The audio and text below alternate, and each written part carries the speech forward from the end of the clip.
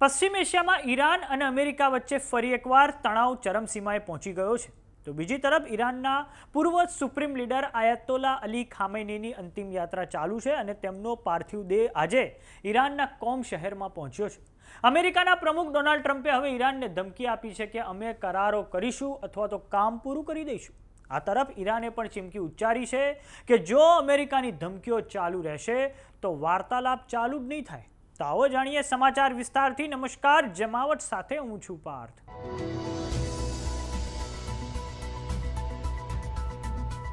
Iran અને America વચ્ચે એક ભયાનક યુદ્ધ ફાટી નીકળે તેવી સંભાવના હવે ફરી એકવાર ઊભી થઈ છે, કેમ કે ઈરાને હોર્મુઝમાં એક વ્યાપારી જહાજ પર મિસાઇલો દાગી છે.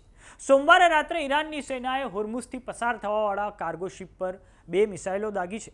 આ સમગ્ર માહિતી અમેરિકાના અધિકારીઓએ આપી છે. આ ઉપરાંત યુકેએમટીઓ એટલે કે United Kingdom maritime trade operations દ્વારા પણ જાણકારી આપવામાં આવી છે કે ઓમાનના શહેર લીમાથી 8 સમુદ્રી માઇલ દૂર એક કમર્શિયલ ટેન્કર પર અજ્ઞાત પ્રોજેક્ટાઇલ એટલે કે મિસાઇલોથી હુમલો કરવામાં આવ્યો છે.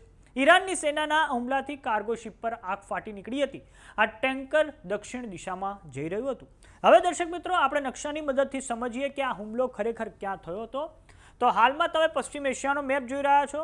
પશ્ચિમ એશિયામાં ઉપર એક તરફ છે ઈરાન, નીચેની તરફ અરેબિયન પેનિન્સ્યુલા આવેલો છે અને આ બંને વચ્ચે વિશ્વનું સૌથી મહત્વનું એક ચોક પોઈન્ટ આવેલું છે, તે છે સ્ટ્રેટ ઓફ હોર્મુઝ, જે પર્શિયન ગલ્ફ અને ગલ્ફ ઓફ ઓમાનને જોડે છે. હવે ઈરાનની સેનાએ જે હુમલો કર્યો છે કમર્શિયલ શિપ પર, તો તે અહીંયા કર્યો છે. સ્ટ્રેટ ઓફ હોર્મુઝના બીજા કાંઠે આ ઓમાન રહ્યું અને ઓમાનનું શહેર લીમાથી 8 નોટિકલ માઇલ દૂર અહીંયા એ કમર્શિયલ શિપ હતું, તેની પર ઈરાનની સેના દ્વારા હુમલો કરવામાં આવ્યો છે. આપને એ પણ જણાવી દઈએ કે ઈરાન દ્વારા આ અગાઉ પણ ચેતવણી આપવામાં આવી હતી કે જેટલા પણ કમર્શિયલ શિપ છે તેમણે ઓમાનના કાંઠેથી ના ગુજરવું. તે તમામ જે શિપ છે તેમણે કાશમ આઇલેન્ડ અને લારક આઇલેન્ડની વચ્ચેથી ગુજરવું અને આ માટે ઈરાનની સેનાને સર્વિસ ફી ચૂકવવી પડશે. પરંતુ હવે ફરી એકવાર ઈરાનની સેનાએ ઓમાનના કાંઠા નજીક એટલે કે લીમાથી 8 નોટિકલ માઇલ દૂર એક કમર્શિયલ શિપ પર એટેક કરી દેતા યુદ્ધના વાદળો ઘેરાયા છે. આજથી 2 અઠવાડિયા પહેલાં આવું જ થયું હતું. ઈરાને સિંગાપુરના કમર્શિયલ શિપ પર હુમલો કરી દીધો હતો અને આ પછી અમેરિકા દ્વારા ખૂબ મોટા પાયે ઈરાનના વિવિધ શહેરો પર એર સ્ટ્રાઇક કરવામાં આવી હતી. ને પછી ઈરાને પણ કુવેત, બહેરીન, કતાર અને જેટલા પણ અરેબિયન દેશો છે, અરબ પેનિન્સ્યુલાના દેશો છે, તેની પર તેમણે સ્ટ્રાઇક કરી દીધી હતી. હવે વાત કરીએ અમેરિકાના પ્રમુખ ડોનાલ્ડ ટ્રમ્પની. તો ટ્રમ્પ દ્વારા ઈરાન પર નિશાન સાધવામાં આવ્યું છે. પ્રમુખ ટ્રમ્પે વ્હાઇટ હાઉસમાં પ્રેસ વાર્તાને સંબોધન કરતી વખતે કહ્યું છે કે અમે કરારો કરીશું અથવા તો કામ પૂરું કરી દઈશું. જો કે હજુ પણ હું ડીલ કરવાનું પસંદ કરીશ, કેમ કે 91 મિલિયન એટલે કે 91 મિલિયન લોકો પર અસર પાડવા હું નથી માંગતો. દર્શક મિત્રો, ડોનાલ્ડ ટ્રમ્પ જે 91 મિલિયન લોકોની વાત કરી રહ્યા છે તે ઈરાનની વસ્તી છે. ઈરાનની ટોટલ વસ્તીની વાત કરીએ તો તે 91 મિલિયન છે. 91 મિલિયન એટલે 9 કરોડ 10 લાખની વસ્તી છે. તો બીજી તરફ ઈરાનના વિદેશ મંત્રી અબ્બાસ અરાકચીએ ટ્રમ્પની ટિપ્પણી પર વળતો જવાબ આપતા હવે પ્લેટફોર્મ એક્સ પર ટ્વીટ કરી છે કે ઈરાનના લાખો લોકો એકતાના પ્રતીક રૂપે પૂર્વ સુપ્રીમ લીડર આયતોલા અલી ખામેનીની અંતિમ વિધિમાં ઉમટી પડ્યા છે. આ લાખો લોકો કોઈપણ પ્રકારના દબાણ વગર આવ્યા છે. એમઓયુનો 13મો ફકરો સ્પષ્ટ કહે છે કે જ્યાં સુધી ધમકીઓ ચાલુ રહેશે ત્યાં સુધી અંતિમ કરારો માટે કોઈપણ પ્રકારનો વાર્તાલાપ શરૂ નહીં થાય. આમ ઈરાન અને અમેરિકાએ એકબીજા પર શાબ્દિક પ્રહાર કર્યા છે.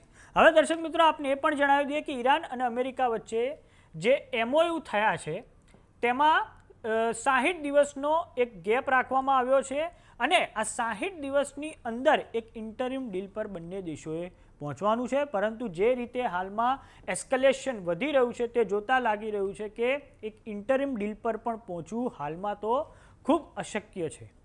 હવે વાત કરીએ ઈરાનના પૂર્વ સુપ્રીમ લીડર આયતોલા અલી ખામેનીની અંતિમ યાત્રાની. તો આજે તેમનો પાર્થિવ દેહ ઈરાનની રાજધાની તહેરાનની દક્ષિણમાં આવેલું એક શહેર છે કોમ, ત્યાં પહોંચ્યો છે.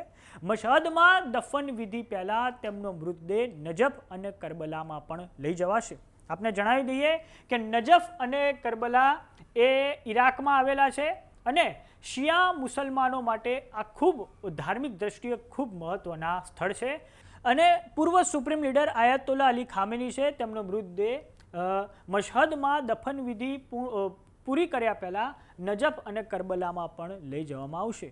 28મી ફેબ્રુઆરીએ જ્યારે અમેરિકા અને ઇઝરાયેલે ઈરાન પર સ્ટ્રાઇક કરી હતી ત્યારે આ બંને દેશોનો એક હેતુ હતું કે ઈરાનમાં સત્તા પરિવર્તન થઈ જાય, પરંતુ આ એર સ્ટ્રાઇકમાં આયતોલા અલી ખામેનીનો જીવ લઈ લેવાયો. પરંતુ આ પછી જે 39 દિવસનો ભીષણ સંગ્રામ પશ્ચિમ એશિયામાં ચાલ્યો તેમાં ઈરાન પહેલાં કરતાં વધારે એક બનીને ઉભર્યું છે.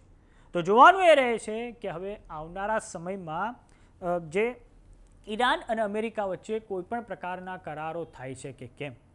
અપેક્ષા રાખીએ કે બંને દેશો વચ્ચે સંવાદ શરૂ થઈ જાય અને બંને દેશો વચ્ચે એક શાંતિપૂર્ણ માહોલમાં ન્યુક્લિયર ડીલ પણ સંપન્ન થઈ જાય. તો સમાચારોમાં અત્યારે બસ આટલું. જોતા રહો જમાવટ. જો તમે અમને યુટ્યુબ પર જોઈ રહ્યા તો સબસ્ક્રાઇબ કરો, જો તમે અમને ફેસબુક પર જોઈ રહ્યા તો ફોલો કરો, વોટ્સએપ ચેનલને જોઈન કરવાનું ન ભૂલતા. નમસ્કાર.